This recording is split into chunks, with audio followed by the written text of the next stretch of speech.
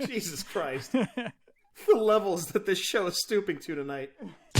Ladies and gentlemen, my name is Scott. Hey, yo. Is that his younger brother? That's gotta be Jeff. The cream will rise to the top. Oh, yeah. And you're listening to all of the great action figures from our good friends at Hasbro. the Fullyposeable Have your own WrestleMania with all your favorite figures. Wrestling Figure Each sold separately from LJN. Podcast. And we are the Mount Rushmore of professional wrestling.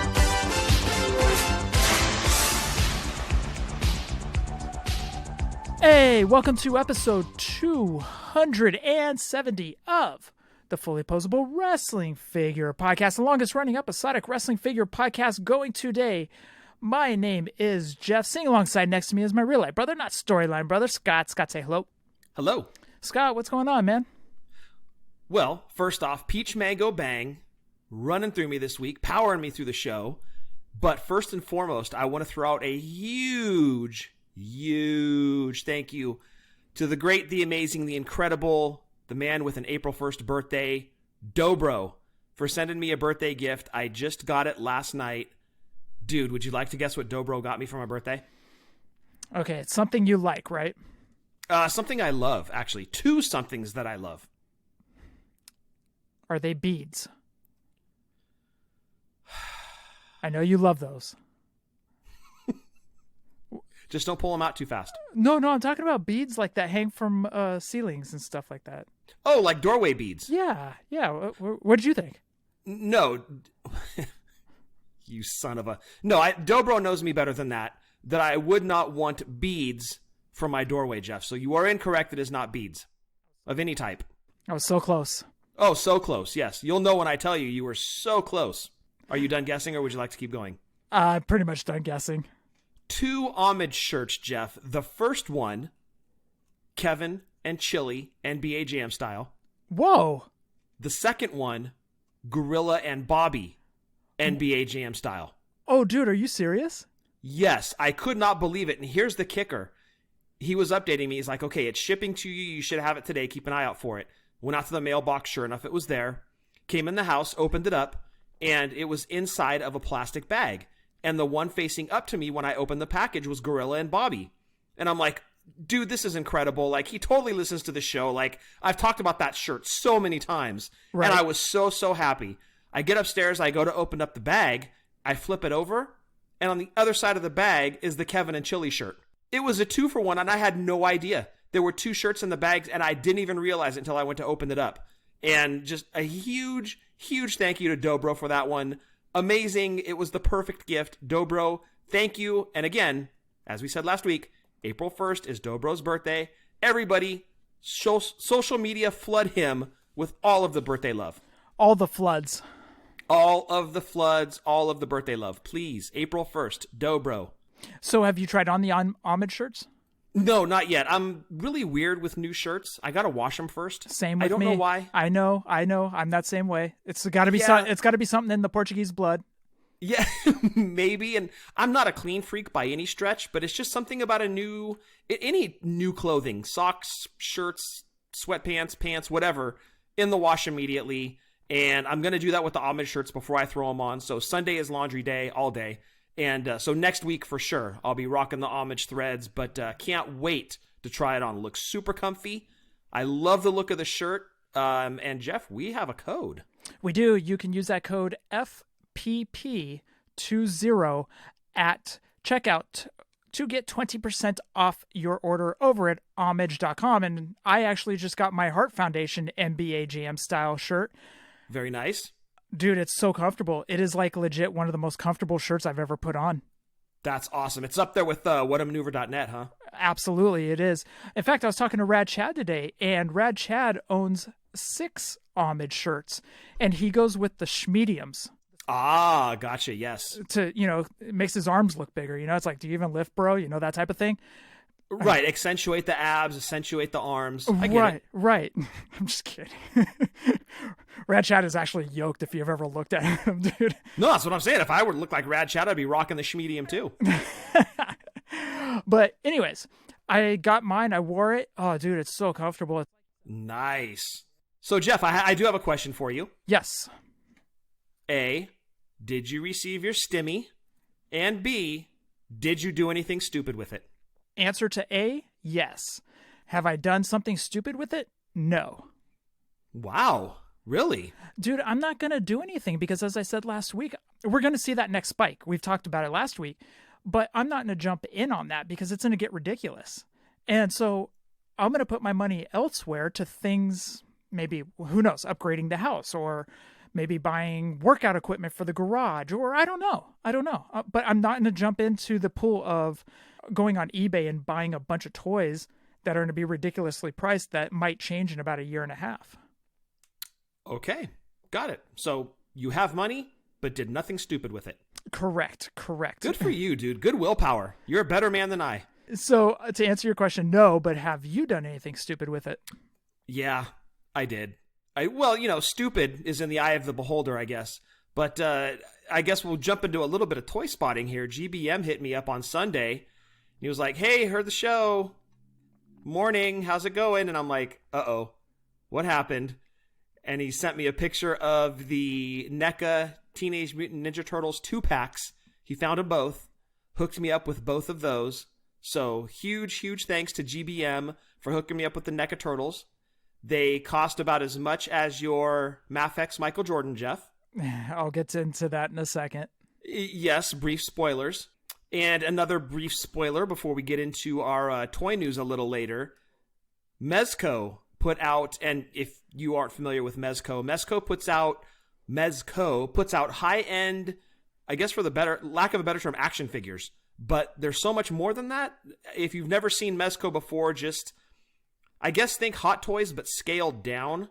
All of the quality is there, all of the accessories. They're just crazy articulation and likenesses.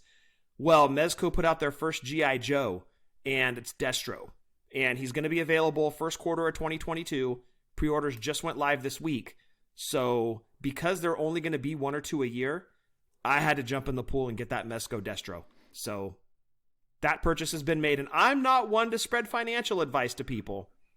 But if you guys are toy flippers or you want to grab one and hang on to it for a while and watch it go up in value, I think this Destro would be a great figure to pick up for that purpose. Even if you're not a G.I. Joe fan and you're just looking for an investment, I think this one, just being number one out of the chute and as good as it is, worth a look, if not a pickup for sure. Yeah, you talked me into it. You sent me a couple emails at work the other day, and I'm like, I don't need this. And then I go back and the screen had still been up after I had walked out to the warehouse portion of our office. And I come back in and the screen's still up and I was like, okay, I'm going to buy it. I was like, damn you, Scott. Yeah, it's well worth it. They do a shot of the back of the box and it's basically like a black back, but then the figure is full color and it shows all the different accessories that come with them. His briefcase, if you're familiar with Destro at all, he has a briefcase that has the Cobra logo on it. It's completely light up. And when you open up the case, it's backlit. And those are just some of the cool touches that Mezco puts into their stuff. So that's actually going to be my first Mezco figure ever. And I'm really going to try to limit it just to G.I. Joe, especially because there's only going to be 1 or 2 a year maybe.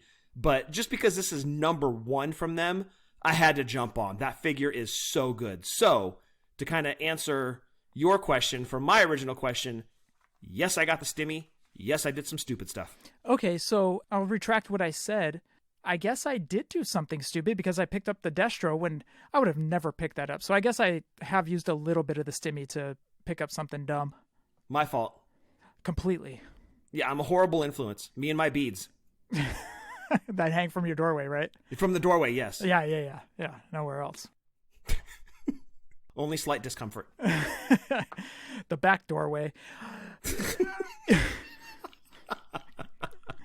What are those beads out your back door? If you would like to get any of our shirts, head on over to Pro Wrestling Tees or whatamaneuver.net. You can follow us on Twitter, YouTube, Snapchat, and the Book of Faces at Fullyposeable, Instagram Fullyposeable WFP. If you want to go back and listen to any of our past podcasts, go on to fullyposeablepodcast.com. Or if you want to go all the way back to episode 1, go on to Podbean and search Fully Poseable, Stitcher, iTunes, iHeartRadio, and Spotify. And also, I remind you, Corey Human's next writings are up, and it's his wish list. Go check it out on fullyposeablepodcast.com. gmail.com. You can send us any audio questions, or anything else at all to send it on over to fullyposablewfp@gmail.com. Also, as Scott and I just mentioned, we do have a code for Homage to save you 20% off your order just by using a code of FPP20 at checkout. Founded in 2007, Homage turns back the clock with shoutouts to electric moments and personalities in sports, music, and popular culture. From the Nature Boy Ric Flair to Stone Cold Steve Austin, Homage tells stories of triumph, individualism, and hustle, preserving the old school and creating new legacies. Check out homage.com and again, use our code FPP20 to save 20% off those comfortable t-shirts. And Scott, we need you to give a review after you wear those new Kevin and Chili. Kevin and Chili. Turkey chili. It's not turkey. It's not turkey chili. It's turkey chili. It's a healthier option of chili. Apparently you've never watched The Office and seen Kevin. By the way, did you see on the Gorilla and Bobby shirt, underneath Bobby, it says honesty, and it has like no level up bars. It's all red. Yeah. It was like BJ Armstrong's dunk ability. Blank. Popped me right there, dude. And I will say on homage.com, I did go on, I looked at a variety of their different shirts on there. Dude, a few of those Bo Jackson shirts, I was so close to pulling the trigger. So close. And now that I'm going to have the ones from Dobro, I'm going to try those on. I may be using our code for a Bo Jackson shirt. Right? Dude, they have so many cool shirts, but the bad thing is once they sell out on those shirts, it's gone. They get vaulted and that's it. And they're gone. And what's funny is they have a page on their website where it shows all the shirts that are vaulted, and you're looking through them and you're like, that's awesome. Yeah, I saw a lot of them that said sold out on there, and that's specifically why I didn't go to the vault, because I was sure I would have wanted to drop like $160 on shirts that were already long gone. So definitely worth a look. Just kind of peruse through, see what's on there. Great selection at homage.com. Yeah, awesome selection. A lot of retro shirts, old school baseball logos. Like they have an old school Giants logo. They have a lot of Ohio-based teams. So if you're from the Ohio area and you're all in on the Indians, the Reds, or the Ohio State Buckeyes, jump over to Homage and use that code FPP20 to save yourself 20% off. Scott, did you do any toy spotting? Well, we discussed some earlier, but that was pretty much the extent of it, dude. The Turtles from GBM, the Mezco Destro on the pre-order, and that's pretty much it. I'm still waiting on a couple of orders from RSC that were placed a while back. That Warrior WrestleMania 12, the Walter, still haven't gotten him, and the War Games playset as well. So still kind of waiting on some pending orders. So yeah, aside from those couple of things, nope, no toy spotting. It's funny, dude. I like to play the game of pre-ordering something and then forgetting all about it. And then I see an email saying, hey, your order from so-and-so is coming. And I don't open it up because I'm like, ooh, I'm excited because I don't remember what I pre-ordered. I sent myself a present and I don't remember. Young me sent future me a present. You're so kind to yourself, dude. I am, dude. But what happened was this past week, I saw in my email that I was getting something from Big Bad Toy Store. And I was like, all right, what am I getting from Big Bad Toy Store? And I was playing that game of, okay, what am I getting? So I'm not going to open up this email. I'm going to just drop it into my toy folder and then forget all about it. So I get home and I see the BBTS box on the porch. And I'm like, okay, what is that? And then I started thinking, I was like, where did I order that Michael Jordan Chicago Bulls figure from, Mafex figure from? And I was like, was that Big Bad Toy Store? Was it Heroes? No, it wasn't Heroes Hideout. Anyways, I started racking my brain, right? I get out to the porch. I open up the box. Sure enough, it's the Michael Jordan Mafex figure. Dude, the thing is absolutely beautiful. It was pricey on Big Bad Toy Store's website. And it's across the board. Mafex figures are pricey no matter what. But man, holding it, you're like, you forget about the price because of all the accessories. It comes with 2 basketballs, an extra screaming Jordan head. Okay, I'm not a sneaker guy, but it has the Jordan 1s and then I think like a Concord. Eric from Doing the Favor knows all the sneaker games, and my buddy Fred does as well. But I think they have the Concords, and then I forget which shoes are actually on them. So it comes with 3 sets of shoes. Nice. And it comes with a little mini court that you can place Jordan on if you decide to open it up, which that's not happening. Well, you're tempted though. I'm extremely tempted, but I'm not doing it. Not going to do it.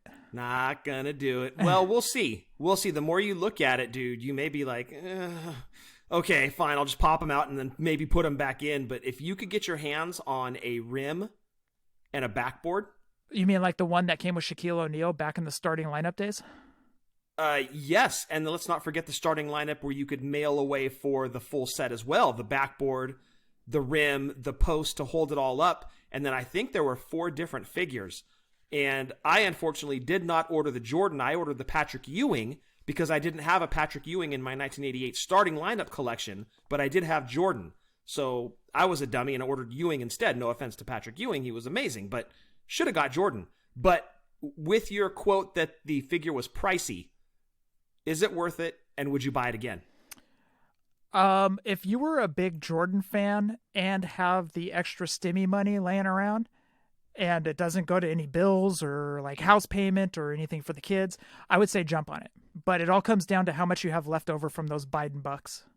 Okay, but say that you did have to have some of your Biden bucks go to an essential, but you're a huge Jordan and or Bulls fan.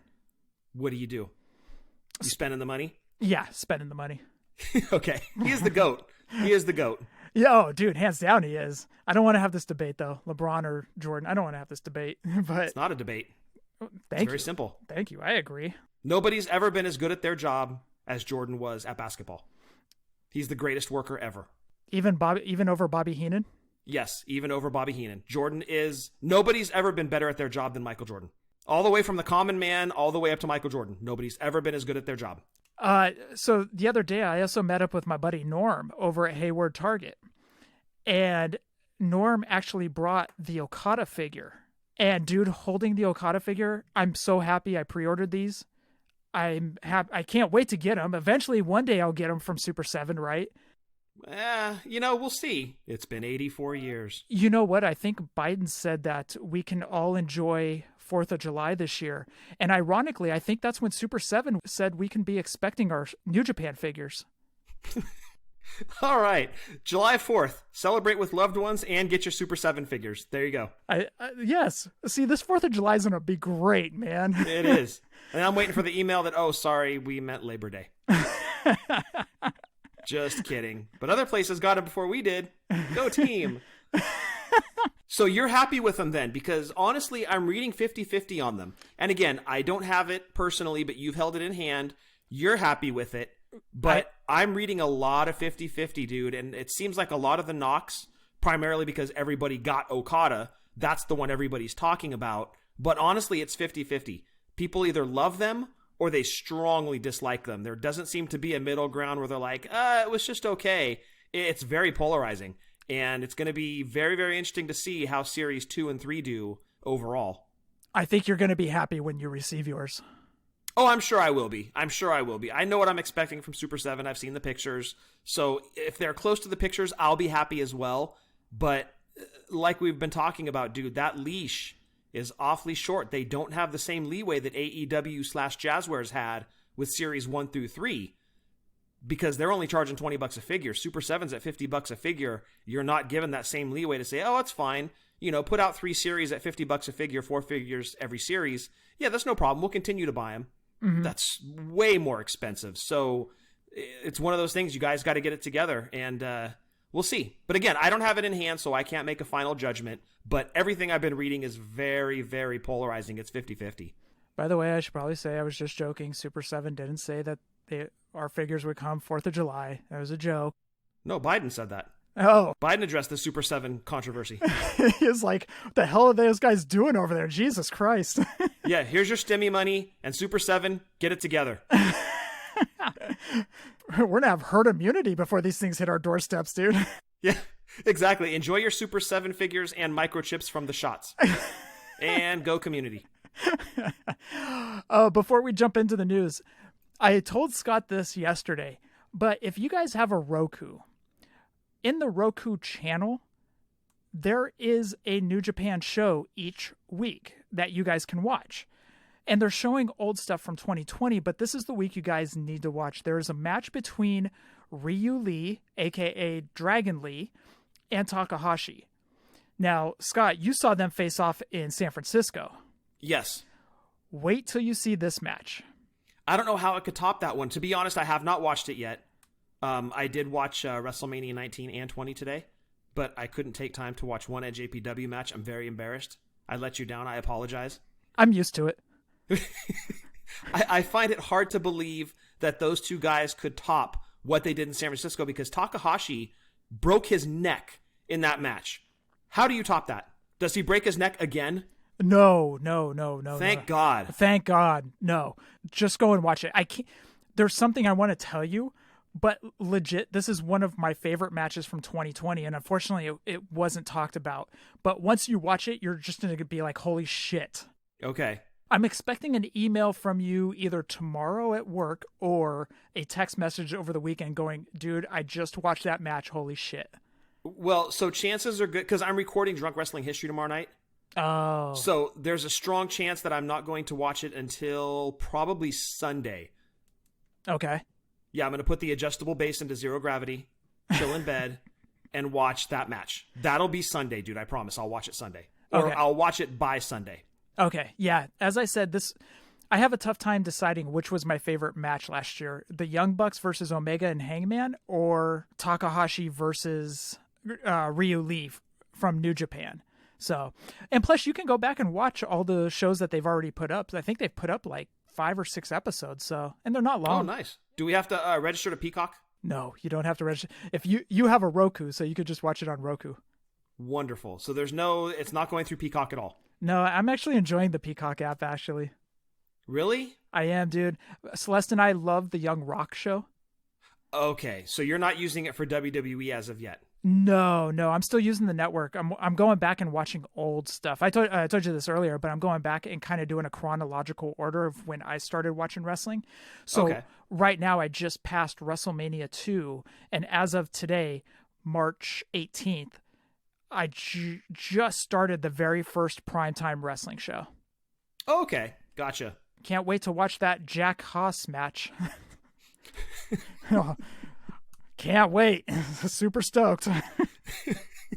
And that 5-star classic, SD Jones versus Iron Mike Sharp. Oh. And or Barry O. Sit down, Ryu Lee and Takahashi. Yeah. You're no Melina and Alicia Fox.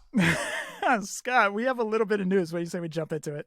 Yeah, but what is, Yeah, let's talk about it. Oh, you gonna learn today.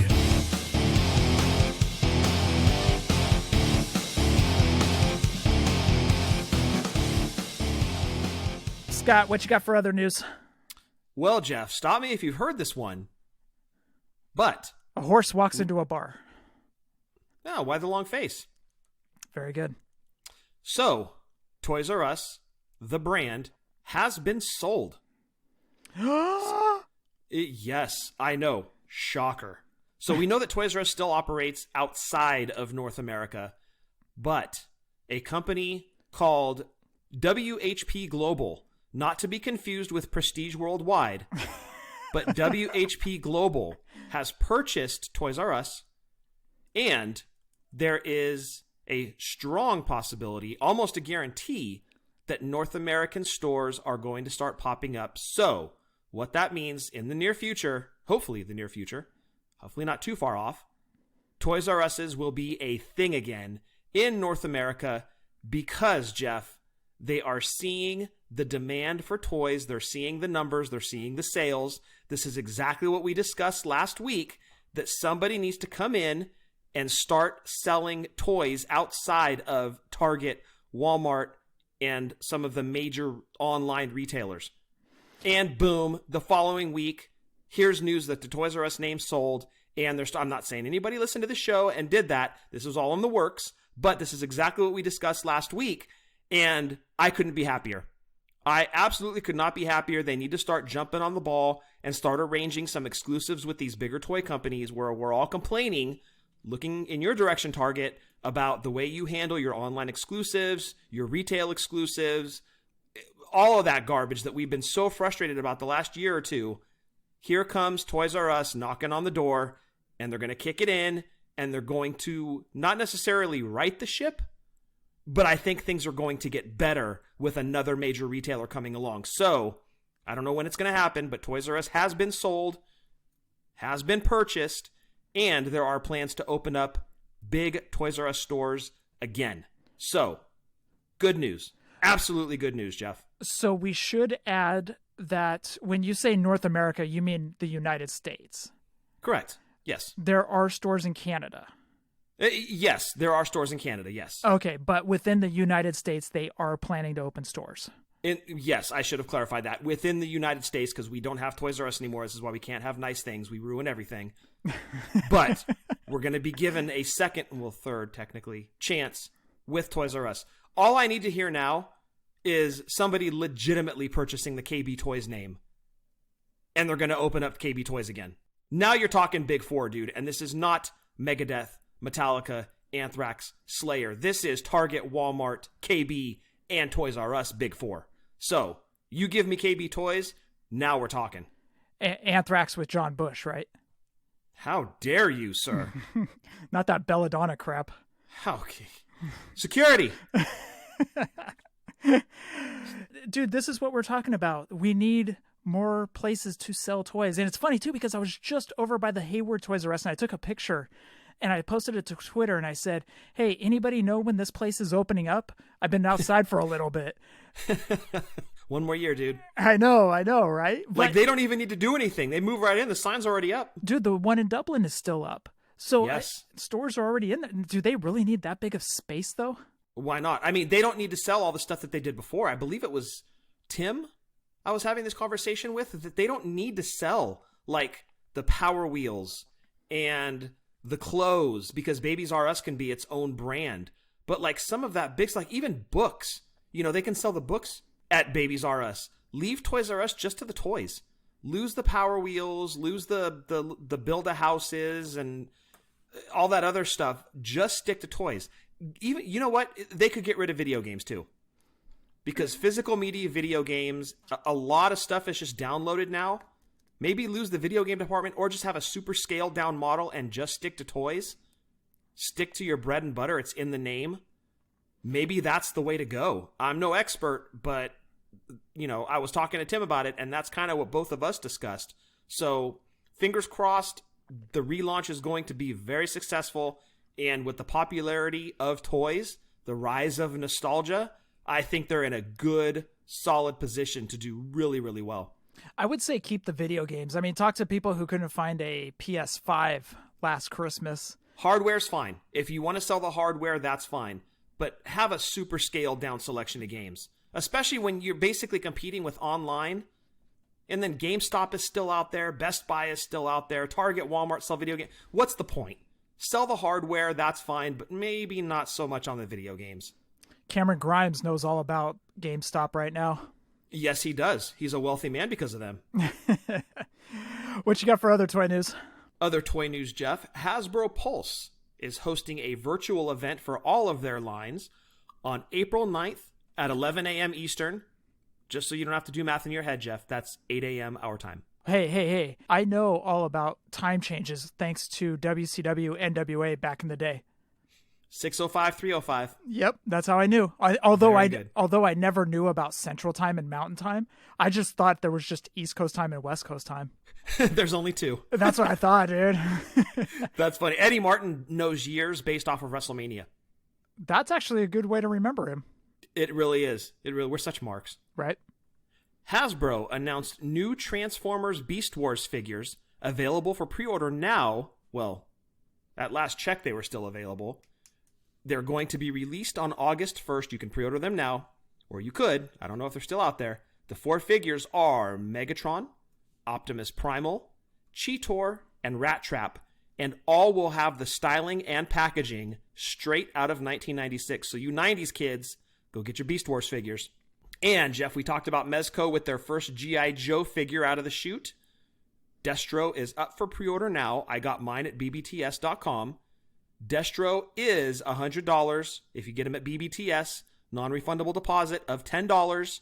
Again, this could very well be an investment opportunity. if you wanted to just grab him and store him in a closet somewhere for a few years and then see what he goes for after, that wouldn't be a bad idea. He is coming out in first quarter of 2022. And last, Jeff, Super 7. We have a lot of news on them lately. 4 new Back to the Future Reaction 3 3/4 inch figures available to order now.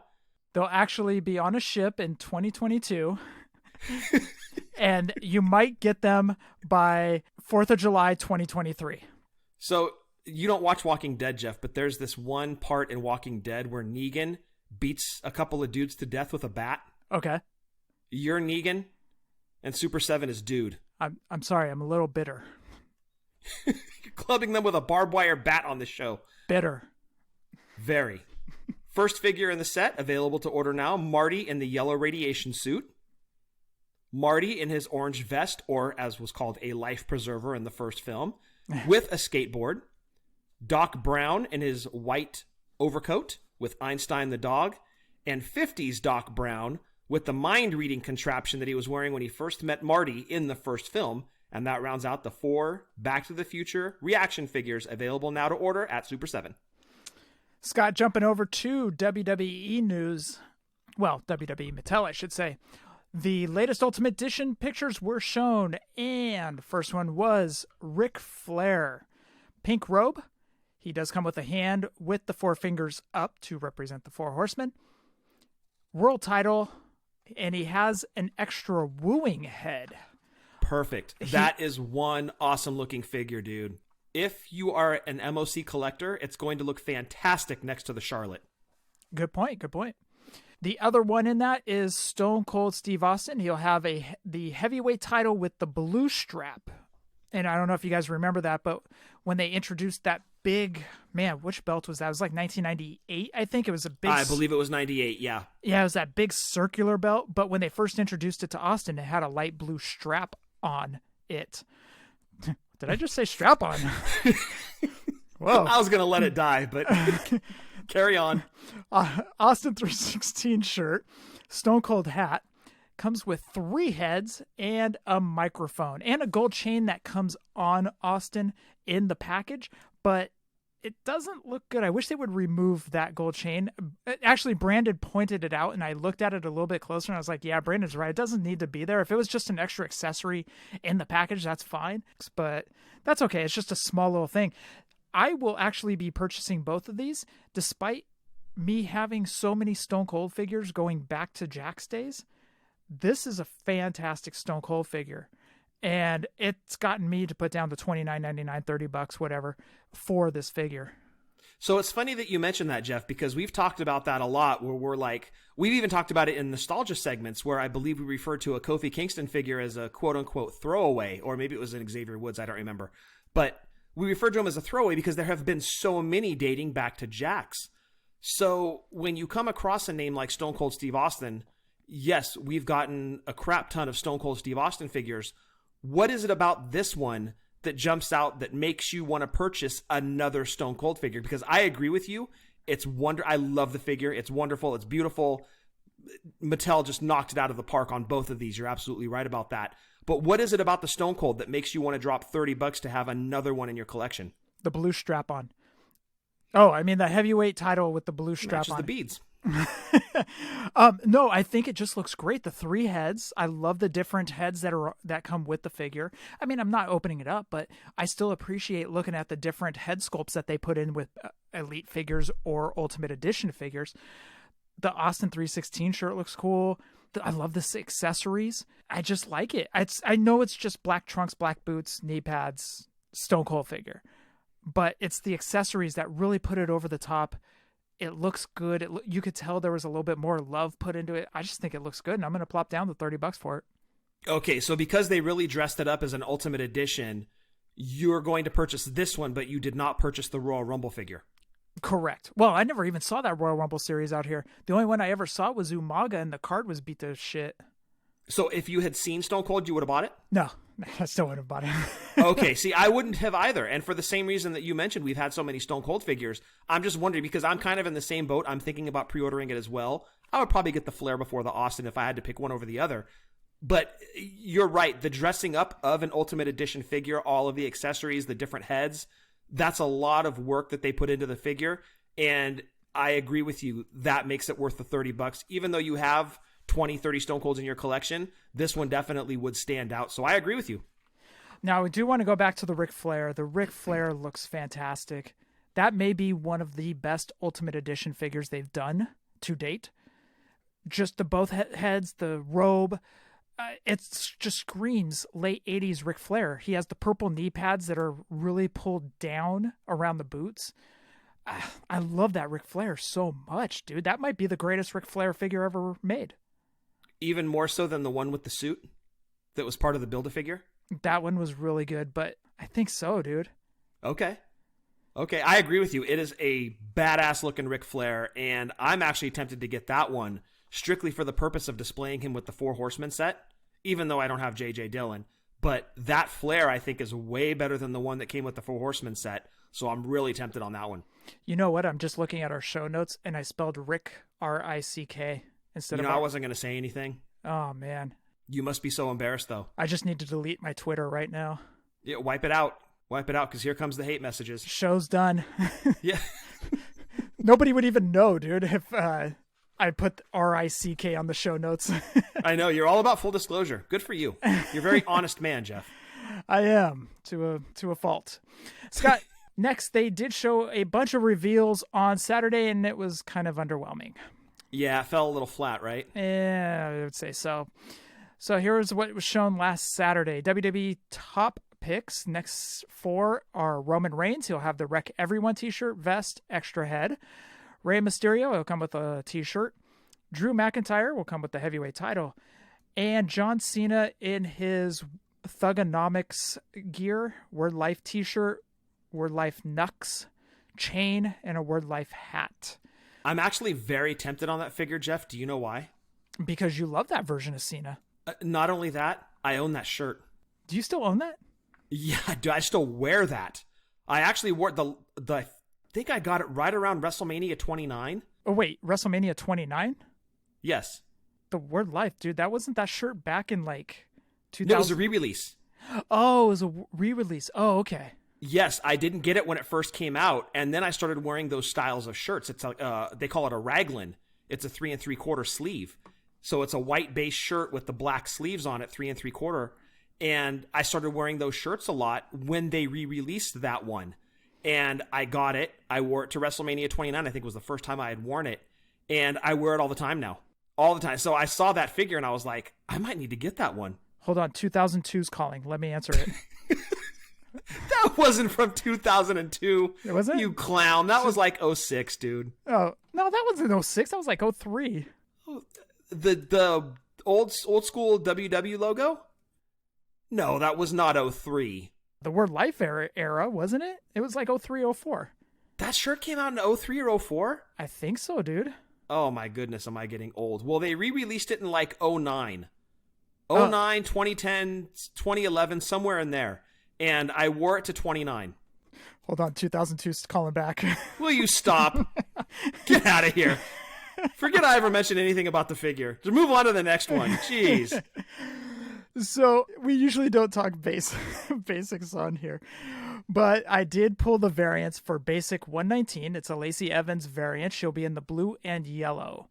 I also wanted to point out it was Dominic Dijakovic's first figure. I thought it looked okay. That looked pretty good from his NXT days. Yeah, and it's already outdated. I know, right?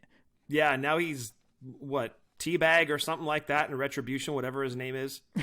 Crow Slap or something, whatever they call him. Close.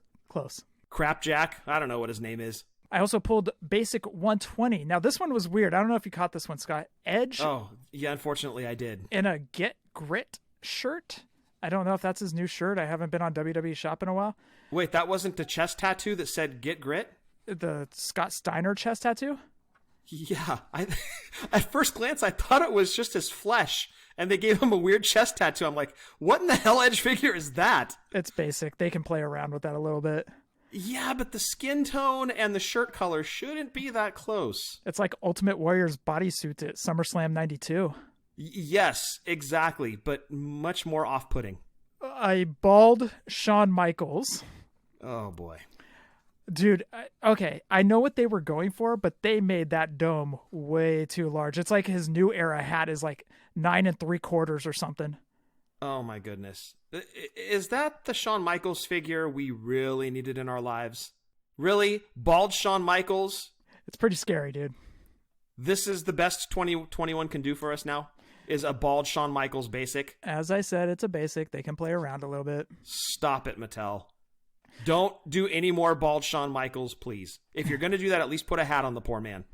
And last is Scarlett Bordeaux. Like Bordeaux? Yes. Brodeur. That was a hockey goalie. It was a hockey goalie from back in the day. Yeah, it's Martin's sister, Scarlett. Scarlett from NXT. Regular figure is her in the full bodysuit. The variant is her in the non-full bodysuit, where she's just got the top, the shorts, and thigh-high boots. So that is the variant, and that also rounds out the news. Anything you want to add for those, Scott? No, and again, they're basic, so we're not too hard on them, but that's Shawn Michaels. It's just, come on, who was asking for that? Nobody was asking for that. I mean, if they wanted to take a step, they need to kind of trim down the dome a little bit, man. Poor Shawn Michaels. Like I said, if you're going to do that, put a hat on the poor guy at least. It was funny, too, because the face itself wasn't bad, but it was that extra brain piece up on top. Yes, so much head. Stop it. That's what he said. No, see? You're in the gutter tonight, dude. I'm going to have you thrown out of here. I'm all over the place tonight. You're a regular Benny Hill today. Scott, that rounds out the news. We need to go back in time to WWE Elite Series 9. What you say? Let's go back. We're going back in time for nostalgia. We're going back in time nostalgia. Scott, before we get into WWE Elite Series 9, we mentioned them last week, and we want you guys to do it again. Log on to Wrestling Figure Database and follow along while we read off the Elite Series that we are discussing. WrestlingFigureDatabase.com. Click over on WWE Elite Series 9, and you can follow along. So, Scott, what you got for WWE Elite Series 9? Yes, sir. First up in WWE Mattel Elite Series 9, Zack Ryder, and he was in a mesh soft goods black jacket, sunglasses accessory, and he was in his purple and orange gear that was the trunks and tights combo. Next up, Miz, and he came with the U.S. title, a full-length black jacket that was the Polly Pocket style, not a soft goods. He was in black and white gear, and Jeff, this figure was very similar to that Toys R Us exclusive WrestleMania 27 Miz that was released. Correct, except different tights. Trunks. Tights. Trunks, sir. Man, I'm doing it again. Jonathan Mayer knows what it's like to go through this. 270 episodes. We're still working at it. It's okay. Been a wrestling fan for 36 years. I think I'd still get it right then. It happens. Next up, Randy Orton, and he came with a gas mask soft goods t-shirt. MVP came with gold chains around his neck as an accessory. Also a headband accessory. And he was in his black and red, I call it onesie gear, Jeff. Oh, okay. I like the way you titled that. Yeah, it looks like a onesie. And it was black and red. Kofi. And he came with yellow and black, I guess, track pants or sweatpants. They were those big puffy pants he would wear to the ring. Yep. And then take them off when he went to wrestle. But he came with yellow and black pants and had matching black and yellow gear under the pants. And finally, rounding out Series 9, Luke Gallows came with a black beanie accessory with SESLG on it for Straight Edge Society, Luke Gallows, and a Polly Pocket style vest, black by the way, and that rounds out Mattel WWE Elite Series 9. Scott, you have a story about getting the Miz figure signed. Yes, I do. Miz was actually signing at the old Kmart. I say old because Kmart's not around anymore. Old Kmart in San Leandro. And I came from Tracy, and on the way into San Leandro, stopped and picked up Celeste because you were working that day, or you had a softball game or something? No, I was in Colorado. Okay, so you were working. Yeah. Okay, got it. So Celeste agreed to go with me so that she could get a Miz figure signed for you. And I do have, well, it's not that Miz figure. I didn't get the Elite 9 signed. I got the WrestleMania 27 figure that looks almost exactly like it signed by Miz that day. Where did he sign his autograph? So with this packaging, and you had talked about it last week, Jeff, it's kind of a weird cut on the packaging. Right. And in one of the corners, it has a picture of the wrestler. Yep. And he signed Miz with the little face thing that he does on there on his signature. Yep. He signed that over his face on the cardboard. He didn't sign on the plastic window. He signed over his face. And I think he did that, Jeff, because there's a lot of black gear going on the figure, and he was using black Sharpie. And I think out of consideration, he signed on where you could actually see the signature instead of signing on the window. Didn't think about it for the longest time, and then I looked at it, and I'm like, maybe that's why he did it. Maybe he was just being considerate. So he did the same thing to mine because, as you said, the picture of the wrestler is in the lower, if you're looking at the package, the lower right-hand side. He signed in black Sharpie Miz over his right pectoral, but kind of the I and the Z go into the black part of the packaging. So it's hard to see the Z and the I. All you can see is the face that he kind of did. Gotcha. Okay, but if he had signed on the window in Sharp, because we didn't have paint pens back then, that was 2011, I think? 2011, yeah. We didn't have paint pens yet for signatures, or we didn't even think about using them yet for signatures. He couldn't have been less thrilled to be there that day, it seemed. Like, not that he had grumpy pants on, but it was more like, ugh, I'm in San Leandro in a Kmart on a Saturday morning. My life sucks. Couldn't have been less thrilled. But it was still cool. Got a picture with him, got the signature on it. And for the longest time, I could never figure out why he signed on his face. And I'm going to go with he was being nice because he didn't want to sign in black Sharpie over black gear. Very well could be.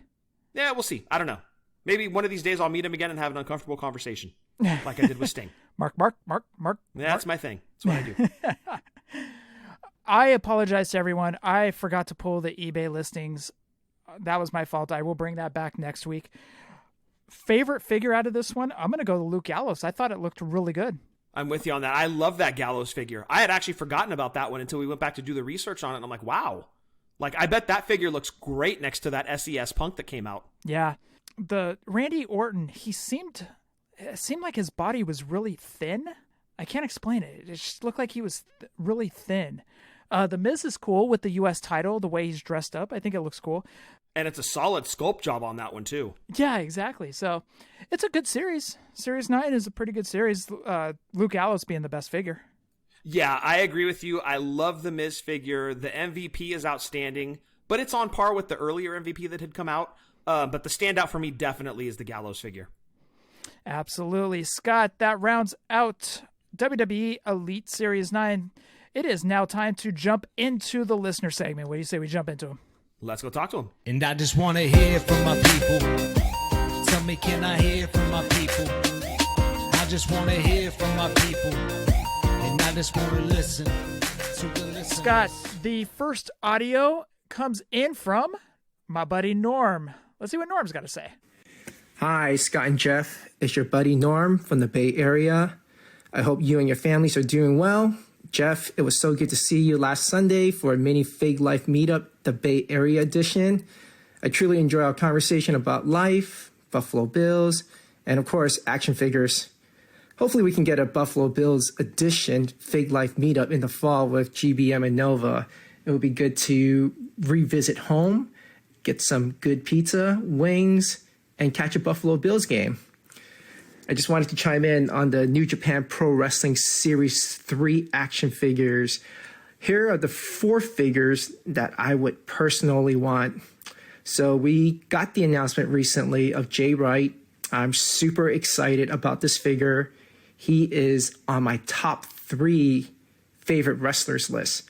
He is on all the posters now as one of the top 5 wrestler of New Japan. And the other 3 figures that I would like to round out the series are Kenta, Kota Ibushi, and a Dark Horse figure, Ryusuke Taguchi. With Kenta, I truly felt robbed that we never got an NXT Kenta Elite figure after he left WWE. Of course, we saw the images of it, and I thought it was just a really, really great figure. Of course, Kenta is a legend in Japan, and he also fits in right in with having a Bullet Club figure within that line. Since he's known in the States and in Japan, it would be a popular figure. We also need a Kota Ibushi action figure, of course. You can't not have him in Series 3. He is currently the double champ. You can recreate the Golden Lovers with this figure. I think the Super 7 would need to give us, as an accessory, Kota Ibushi's possessed face. It's one of the facial expression that he does every match when he needs to bring it to another level. That's his version of hulking up. In terms of other accessories, I think it's a perfect opportunity to give him the IWGP Heavyweight Champion and the Intercontinental title. This will complete the look of him being a double champ. And one last accessory that I would include is Kota is known for his high flying style. Maybe Super 7 can include a display stand that will help him capture those moves. And lastly, we definitely need to include a Ryusuke Taguchi action figure. He, in my opinion, is an important part of New Japan history. Ryusuke teamed up with Finn Balor, aka Prince Devitt, has Apollo 55. And those two will always be tied together with Finn's career, his career. And as a tag team of Apollo 55, they wrestle Golden Lovers, Kenny Omega, Kota Ibushi twice for the titles. Most consider those two title matches against the Golden Lover to be some of the best wrestling they have ever seen, and maybe perhaps the best juniors tag match ever. And in 2014, Apollo 55 ended their partnership with Prince Devitt, betraying Taguchi. And in that match, that was the first time the world was introduced to the Bullet Club. And of course, with the introduction of Bullet Club, it changed the projection of wrestling's future. And lastly, a fun fact about Ryusuke Taguchi. In his Young Lions class, it included Yoshitatsu, who wrestled for WWE, Hiroki Goto, and lastly, Shinsuke Nakamura. So for me, Taguchi will always be an important part of New Japan Wrestling. And lastly, to close out this audio, Jeff had mentioned about Tegan Nox's basic figure last week and about how great it is. It is personally one of my favorites ever, basic ever. I know you guys cover and do a lot of reviews on the Elite line, but I'm curious as to what are your top 5 basics. For me, it's Mankind Basic from Series 45. This figure was just so well done that it can pass off as an Elite. My second one is AJ Lee from Basic 53, and I believe this was her last WWE figure. The next one I truly like is the Ultimate Warrior Basic from Series 29. He was in his neon green trunks. I love this figure because it matches the attire that he had on his WWF Hasbro figure. The next one actually has a nice story to it. Kane from Series 26.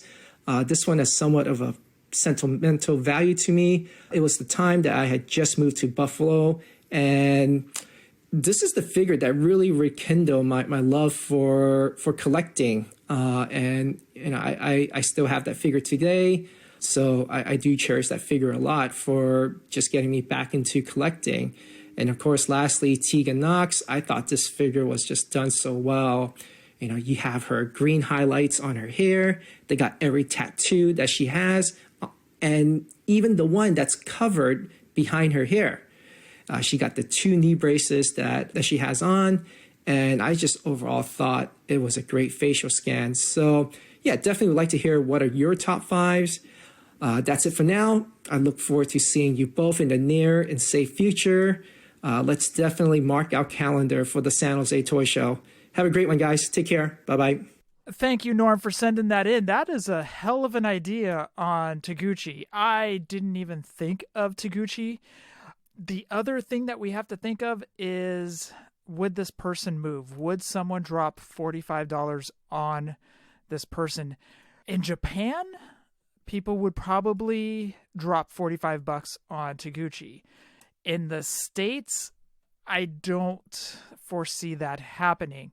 I agree with you on Kota. I agree with you on Kenta. And actually, that was one person I should have thrown into the Bullet Club, Scott. When we were talking if they keep it factions, it should have been Jay White, Kenta, and Guerrillas of Destiny if they keep it Bullet Club. But I said Ishimori, who is the junior out of the headlining junior out of the Bullet Club, but Kenta would make way more sense.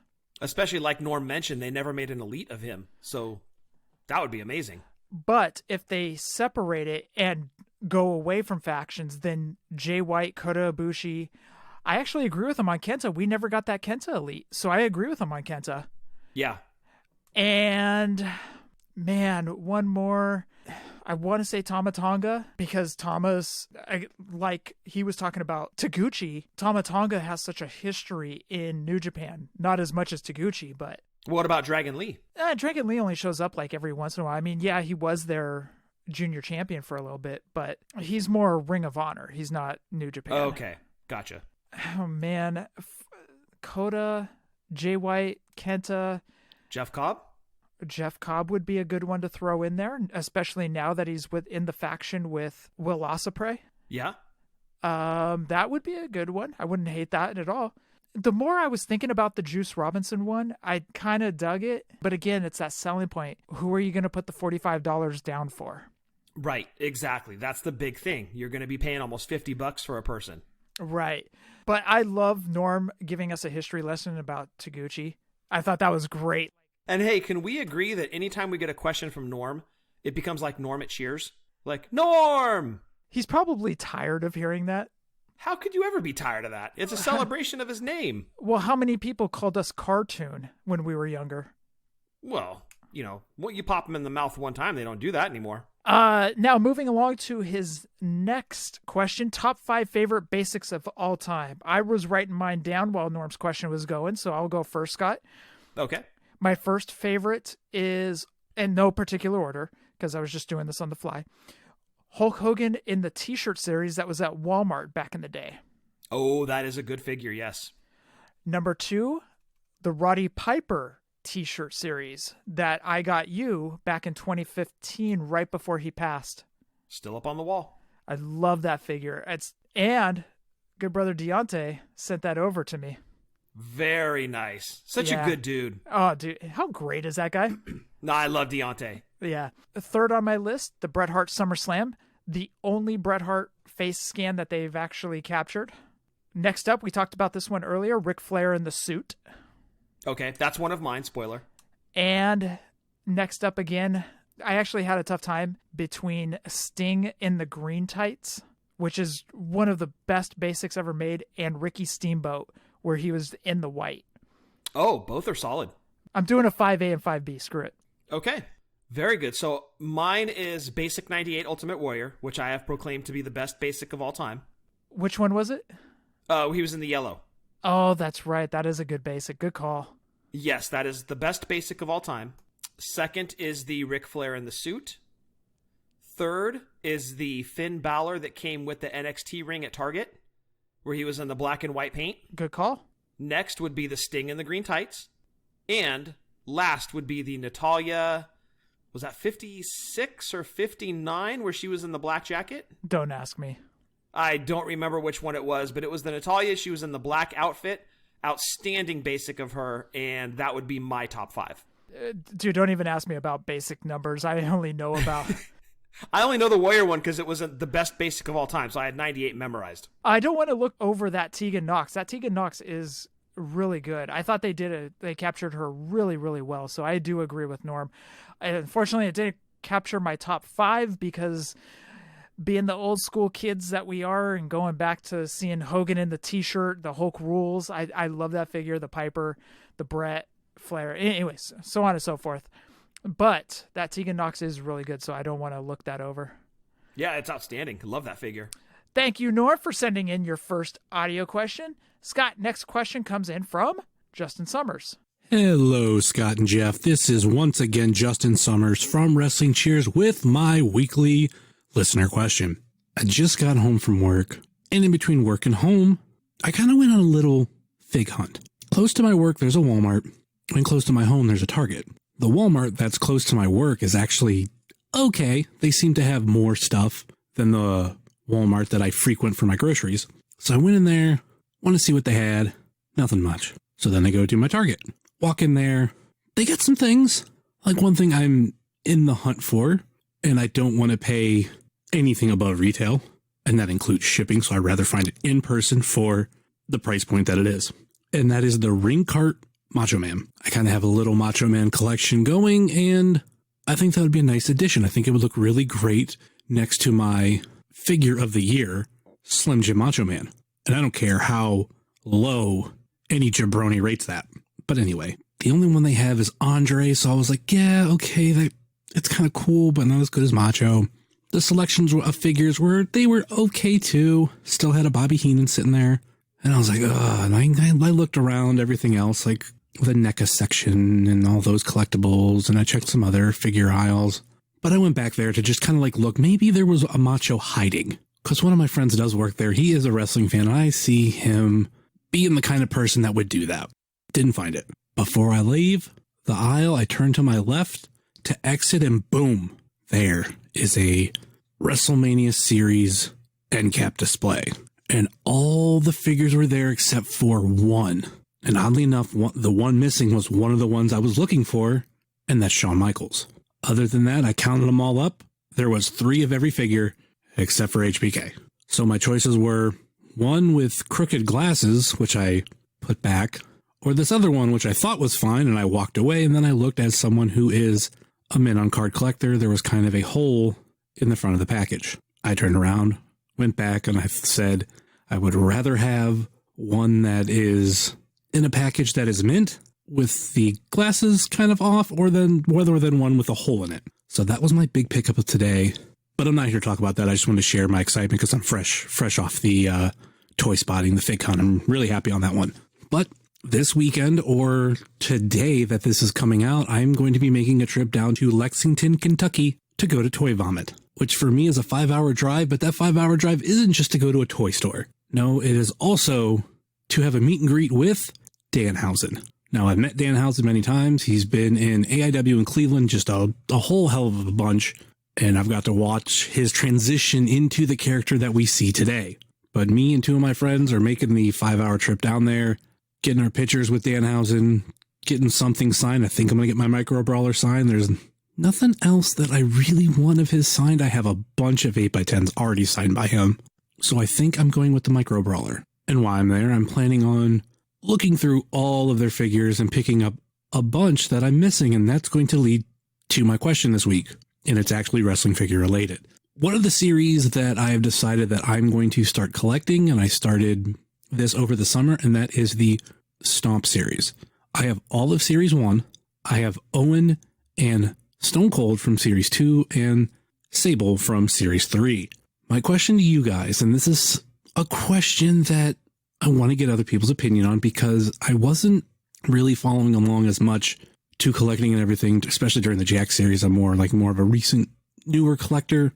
But do you consider Camo Carnage to be Series 4 of Stomp? Basically, what I'm asking is, seeing how I'm trying to collect all of Stomp, do I need to collect Camo Carnage? I'm excited to hear what you guys have to say about it, whether I should fork out the extra money and pick those up. I have seen them all, I think, in person, but seeing how I was going by, well, it doesn't say Stomp on it, so I'm not going to get them. But the more I think about it, they are kind of like Stomp, just not Stomp. Anyway, that'll do it for me. That would be my time. Can't wait to hear your answers, and I'll take those answers off the air. Have a great one, guys. Thank you, Justin. Is Camo Carnage a run-on of Stomp? Technically, yes, just with a different name.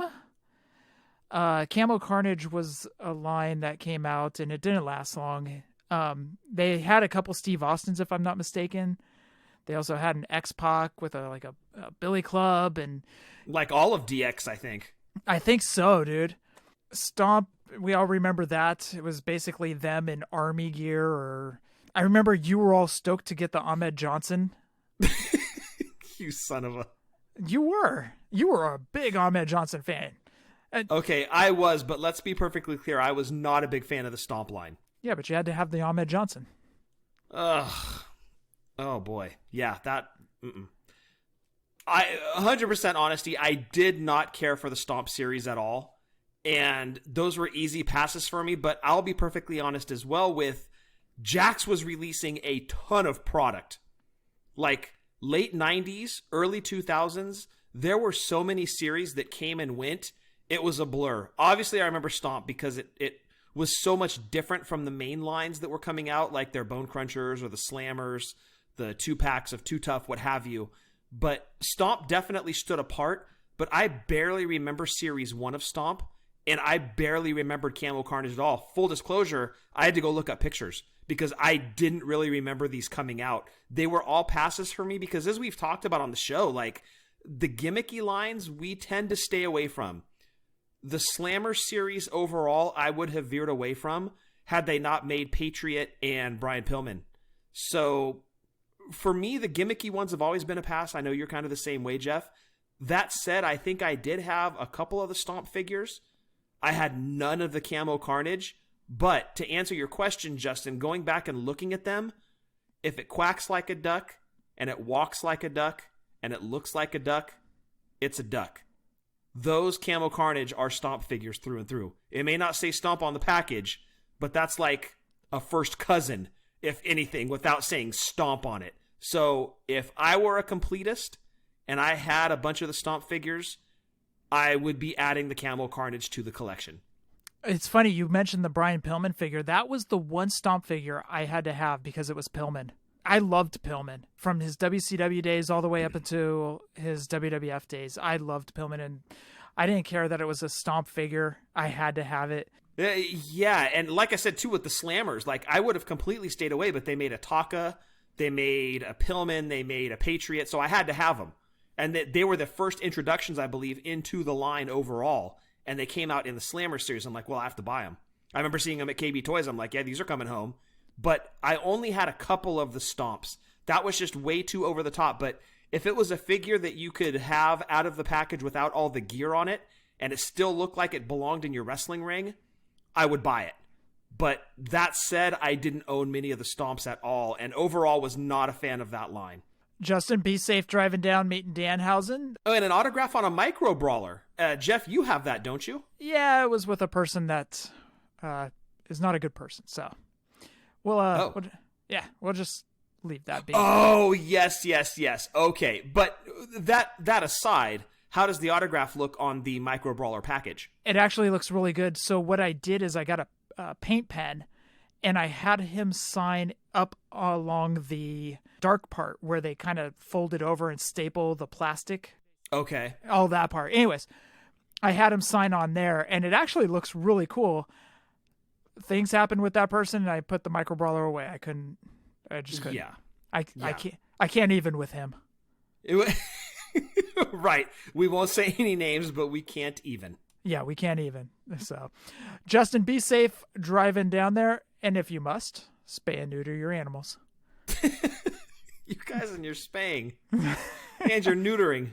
Goodness sake. And your beads. You're just so over the top. Tonight's show, what the hell is going on? What is going on?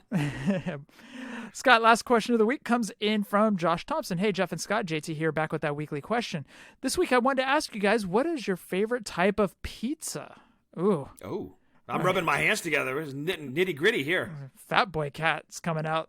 I'm making like heavy boy noises right now, like heavy breathing. My two favorites are stuffed crust cheese pizza and bacon chicken ranch pizza. Mm-hmm. Yes. A pizza that has bacon, chicken, and ranch on it. It's good as it sounds. Trust me. Oh, no, I know, man. Because they... Okay, I promise I'm not working blue on this one. But there's a place out here called Papa Murphy's. Now, I don't know if it's nationwide. It's just... We've always known it on the West Coast. But anyways, Papa Murphy's is a take and bake place. They have a pizza there that has chicken, bacon, olive, and what I would do is get a white sauce on it, and they call it the cowboy. So I would go into Papa Murphy's and I would ask for a large cowboy with the white sauce. I promise I'm not working blue on this one, man. They're like, if only we had a dime for every time somebody came in here asking for a large cowboy with the white sauce. So I definitely know about the chicken bacon ranch. That is delicious stuff, man. Okay, two favorite pizzas. Giordano's in Chicago, and I know Steve from the PPW podcast is going to strangle me for saying that, but I love that pizza, man. Giordano's in Chicago. I know it's a chain out there. So good, though. Is he a Pizzeria Uno guy? Is that why he'd strangle you? There's a lot of mom and pop shops that do it better in his eyes. I haven't tried those mom and pop shops. Obviously, I would be more than willing to give it a shot. I've got a COVID belly going on right now that I can't lose. So bring on all the pizzas. Love all of the pizza. And I do love Lombardi's in New York. That is another one that is fantastic. And I got to go with Presidente from Barstool Sports. John's on Bleecker. Oh, that's some good pizza. That's on my bucket list, dude. Before I die, I got to eat there. Oh, dude, it's so good. Presidente gave it a 9.4, and I said this before. The very first slice I ate was an 8.6. When I ate the second slice, I don't know what happened in the time between the first slice and the second slice. The second slice was like a 9.2, 9.3. I agree with him. That was so damn good. Lombardi's is one of my favorite out in New York. He gave that a 6.7 or something, a 6.8, and I'm like, no. Horrible. Yeah, don't you do that. No, how dare he? So those are some of my favorite pizzas. How about you, Scott? So if you're just going, what do you normally get at any pizza place? My go-to is a pepperoni with double cheese. That's always my go-to. Like, you ask me what kind of pizza you want, pepperoni double cheese every single time. There is a place here in Tracy called Hella Pie, and it's a new place that just opened up maybe 7 or 8 months ago. And it's one of those, when we sell out, we're closing the doors for the day.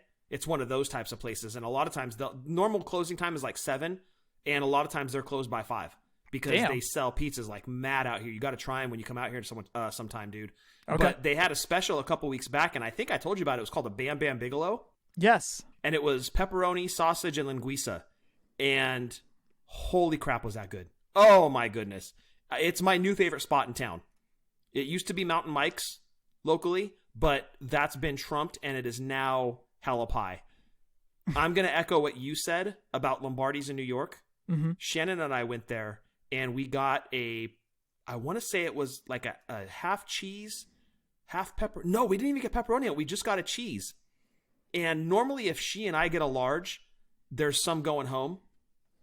We got a large cheese at Lombardi's. Mm-hmm. Gone.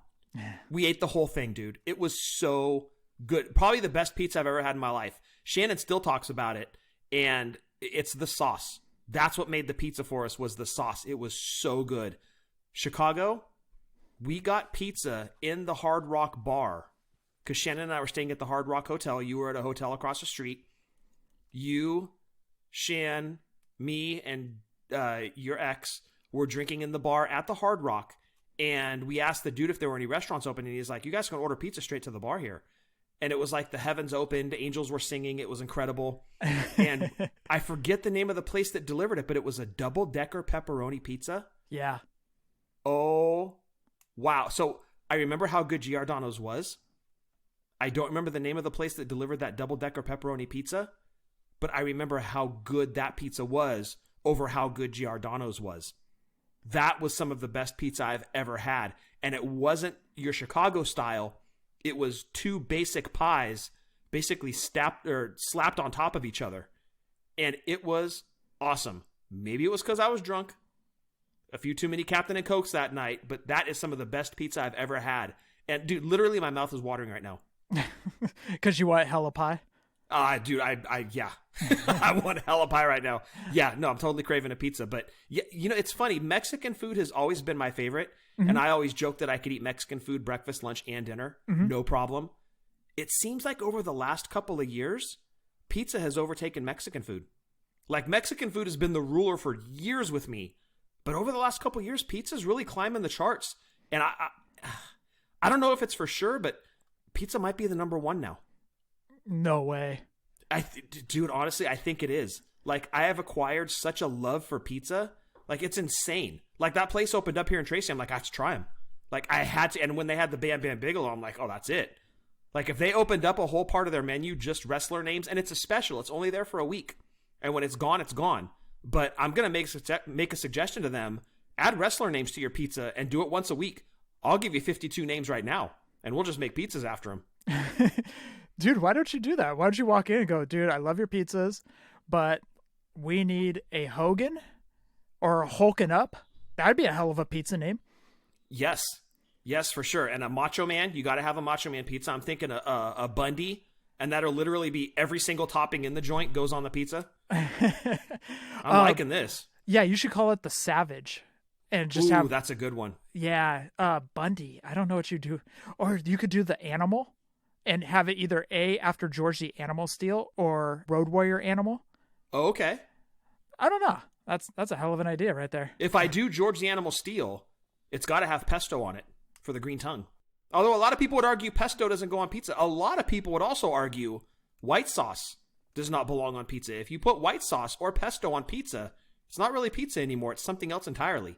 I am not one of those people, but people make that argument. Yeah, you could have the Four Horsemen. You could go on and on. The Dragon. That would be awesome, dude. Yeah, hell, yeah. Go in and recommend to them that they need wrestlers on their pizzas. I left them a really good Yelp. So I have that going for me. So I'll walk in with credentials. Like, yeah, I'm the 5-star Yelp guy. How many Yelp reviews have you given? Under 10. Okay, I don't think they're going to pay attention to yours. Dude, I have a wrestling figure podcast, and I've Yelped less than 10 times. I'd like to make a suggestion, please. Get me your manager. Scott Carrington. Yeah. Do you know who I am? We're putting that on a shirt. We need to.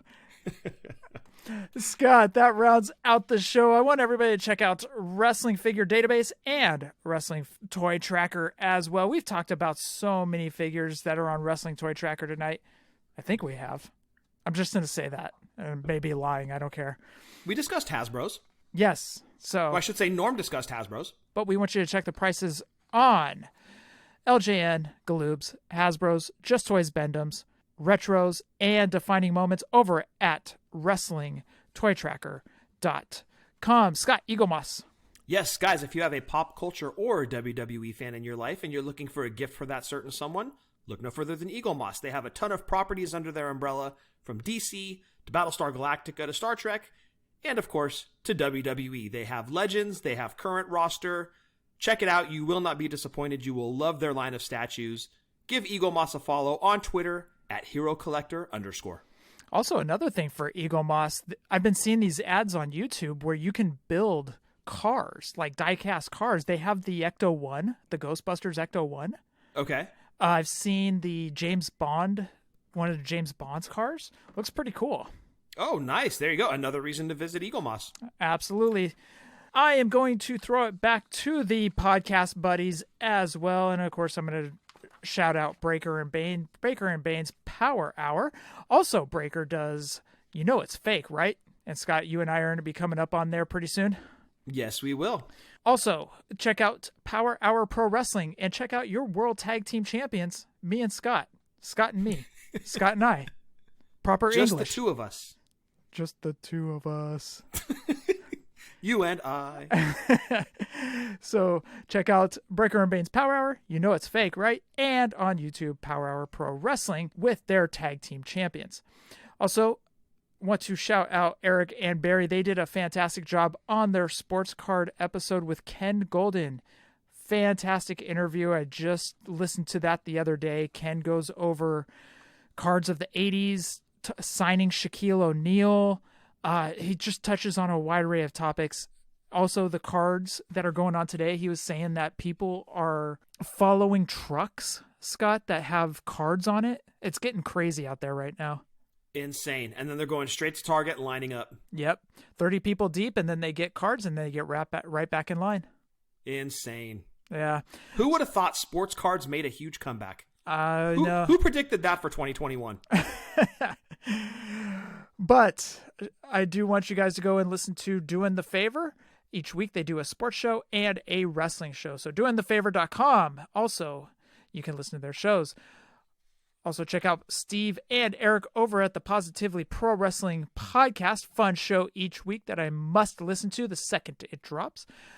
Also, our buddies Seth, Sheena, and Marco over at the Chick Foley Show give their show a listen. It drops each Friday, a fun show. And check out their Facebook group. That's a lot of fun. Chick Foley Show on iTunes. You heard that sweet velvety voice earlier. Justin Summers over at the Wrestling Cheers podcast. Check out our buddy RJ over at Ringside Rant. Also, Rucker and Marty over at Boot to the Face. And I'm going to shout out Tim pulling up a chair. This week he has on Drew Venzel, one of the sweetest guys you'll ever meet. I am going to be listening that first thing tomorrow morning, Scott. Two great guys talking wrestling figures. You got to love it. I do a show on the Lucha Central Network, Lucha Libre Figures and Facts. And Scott, what you got for Drunk Wrestling History? Yes, Drunk Wrestling History. Give us a follow on Twitter at wrestling_drunk. Our newest episode dropped on St. Patrick's Day. And I didn't want to spoil it last week, but it's all about Hornswoggle. Two drunk guys and their host get together and discuss Hornswoggle. You can imagine the comedy that ensues from there. Use your imagination. But it's Drunk Wrestling History on Twitter at wrestling_drunk, where we're not always accurate, but we're always drunk. That episode. That's all I'm going to say. Is it as good as the Valentine's Day episode? Which one? Take your pick. Last year, yes, it is. Last year's Valentine's Day episode was hilarious because of how drunk you were. Ugh. And then this year's episode was pretty funny because of how drunk Ed was. So yeah, I got to put the Valentine's Day episodes over that one. Those are our master of puppets. Like in terms of like having WrestleMania moments, it's our Valentine's Day episodes. So check out Drunk Wrestling History. Also check out Marty and Sarah Love Wrestling. And every single day, Ryan Buds does trivia with Buds. Scott, roll call. Yes. As always, the great, the amazing, the super talented Jason Wolf. Give him a follow on his social media accounts at The Art of Jason Wolf. Or better yet, head over to his website, Doyle, D-O-Y-L-E, draws.com, where you can get in touch with the man himself. Check out his amazing artwork. Buy a commission off of him. He does sketch cards. But why you really want to follow this man? He does custom Hasbros. That's the main reason. You want to check him out if you are into custom Hasbros. Got to follow his social media to find out when those drop. His most recent release, Virgil, sold out immediately, just like all of his other prior releases. I'm super happy I got my hands on those Road Warriors. They are super sweet. Can't wait to see who else he brings to the collection. But in order to find out who it's going to be and when it's going to be, give the man a follow on his social media at The Art of Jason Wolf or on his website, DoyleDraws.com. And Jeff, that rounds out roll call. By the way, did you get your headphones hooks for your wrestling buddies? Not yet. I want to get the room done. So I have my TV stand coming next week, a TV this weekend. So I'll have that done. The room will be emptied out, and then it's time to start hanging stuff up. And that's when the headphone hooks will go on the wall. But that'll probably be actually, I'm going to do that before I do the artwork, because I want to find a good spot in the room to put those pillow buddies up. So once the TV stand is done next week, then the headphone hooks go up, and Wrestling Buddies will be on the wall. Artwork, like you're just going to start drawing stuff on the walls? Probably, yeah. You know, like Encino Man? Stick figures? Yeah, I'll be drawing stick figures on the wall in like charcoal. Keep it rustic or cavemanish. That's the way to do it, man. That's the way to do it. Yes, but no, the Mattingly jersey is going to go up. Probably put the Kevin Steen stuff that you got me for Christmas a few years ago up on the wall. Thinking about the LJN posters going up on the wall. I've got that Chappelle Show poster that you got me where he's Prince and Tyrone and a couple of other his characters. I want to put that poster up. So it's going to look awesome when it's done. But definitely, as everybody's kind of been follow along with this, definitely a work in progress. I'm so excited to see the LJN posters hung up. Yeah, we'll see on those. What do you mean we'll see? That needs to be done. We'll see. I know, but the problem is those things are a weird size, so I'd have to buy that many custom frames for all those posters we have. You're a weird size. Put those up. I am a weird size. Why am I the same size standing up that I am laying down? Why is that? Have I achieved maximum density? Dude, you can just get a frame, put them in there, and just hang it up, dude. But they're custom frames, though. Because those LJN posters are a strange size. You can do it. Just measure it, look on Amazon, and see what you got. It's fine. Just make it happen. I don't care the details. Just make it happen. Yeah, I don't care about the deets. You sound like every boss ever. I don't care. Just get it done. Toss me the keys. Yeah. Shout out Dane Cook's CD. Thanks, Dane. Dane Cook's CD from 2003. Hey, 2003's calling. Holy crap. Honey, let's go. Dane Cook special, HBO, 10 o'clock. Let's go. 15 minutes. Oh, man. I can't wait to see that room done. It's coming along slowly, but it is coming along well.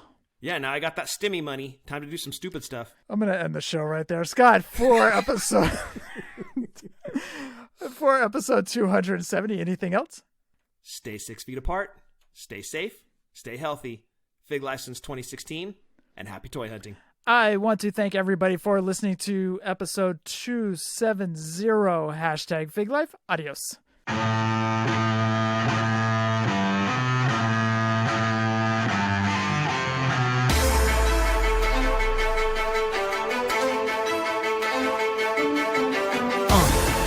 Yeah.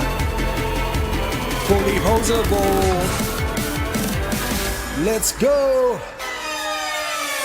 Jeff and Scott, the Toon Brothers, busting out the ring, but we don't take it out the box. MOC. Happy toy hunting. We'll see you next week with the OGs of WFP.